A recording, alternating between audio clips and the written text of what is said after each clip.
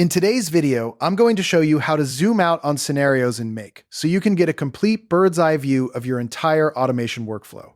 If you find this helpful, be sure to like and subscribe, and let's get right into it. First, log into Make by opening your browser and visiting the Make site. Sign into your account and open your workspace. Once you're in, head over to the Scenarios section from the left navigation menu. Then select the specific scenario you want to work with. Click on the scenario name to open the Scenario Builder, and give the workflow canvas a moment to fully load. Now, look around the Scenario Builder interface to find the zoom controls.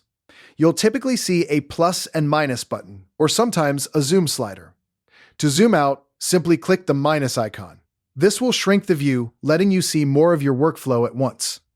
If you prefer using your mouse, move your cursor over the canvas and scroll down with your mouse wheel. That will also zoom out gradually. On a trackpad, you can use a pinch-in gesture to achieve the same effect.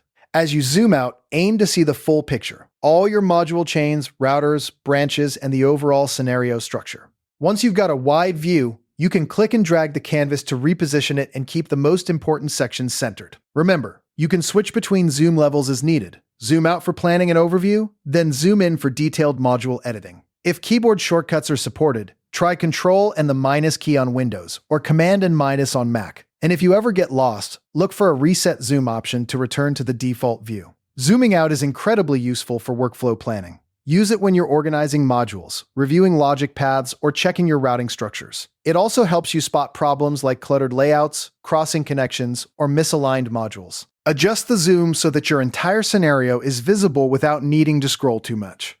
After any changes, be sure to click Save. Your zoom level doesn't affect the saved scenario data, so you're free to zoom in and out as much as you like.